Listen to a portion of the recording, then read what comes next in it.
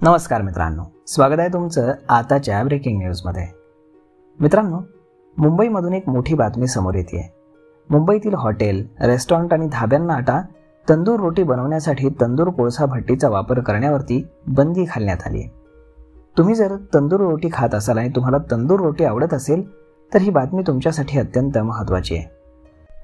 मुंबई महानगरपालिकेने तंदूर कोळसा भट्टीवरती बंदी घातल्यानं तंदूर रोटी मिळणार नाही असं होणार नाही।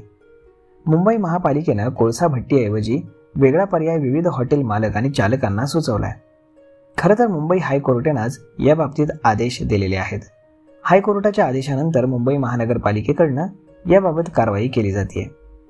महापालिकेनं सर्व हॉटेल्स, रेस्टॉरंट आणि ढाब्यांना रीतसर नोटिसा पाठवत याबाबत आदेश दिलेले आहेत। महानगरपालिकेच्या या कारवाईवरती काही हॉटेल मालकांनी नाराजी व्यक्त केली आहे। कोळसा भट्टी बंद केल्यानं तंदूर रोटीच्या चवीमध्ये बदल होईल असं काहींचं म्हणणं आहे।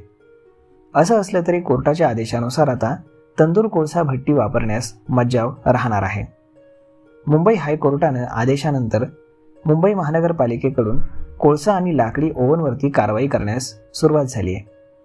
मुंबई महानगरपालिकेनं कोळसा तंदूर भट्टीत वापरणारे रेस्टॉरंट, हॉटेल्स आणि ढाब्यांना नोटिसा बजावल्यात। किचनमध्ये कोळसा भट्टीऐवजी इलेक्ट्रिक उपकरणं, CNG, PNG आणि LPG इंधनाचा वापर करण्याच्या सूचना करण्यात आल्यात। त्यामुळे आता मुंबईकरांना कोळसा तंदूर भट्टीवरील तंदूर रोटी खाण्याचा आनंद घेता येणार नाही। मुंबई महानगरपालिकेने हॉटेल चालकांना 7 जुलैपर्यंत कोळसा तंदूर भट्टींना इलेक्ट्रिक उपकरणांमध्ये बदलण्याची सूचना केली आहे। या निर्णयाचं पालन न केल्यास कठोर कारवाई करण्यात येईल असा इशारा महानगरपालिकेने दिलाय। विशेष म्हणजे या प्रकरणामध्ये परवाना रद्द करण्यापर्यंत कारवाई केली जाण्याचा इशारा देण्यात आलाय। त्यामुळे आता हॉटेल मालकांना मुंबई महानगरपालिकेचे आदेश पाळण्याशिवाय पर्याय राहणार नाही।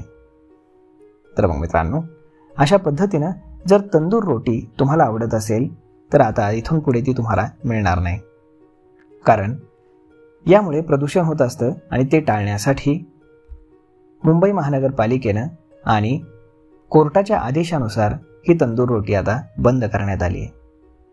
तर मग मित्रांनो, हा व्हिडिओ, ही माहिती तुम्हाला कशी वाटली हे तुम्ही आम्हाला कमेंट करून नक्कीच सांगा। आणि जर आवडली असेल तर आपल्या जवळच्या मित्रमंडळींसोबत देखील हा व्हिडिओ तुम्ही शेअर करायला विसरू नका। धन्यवाद।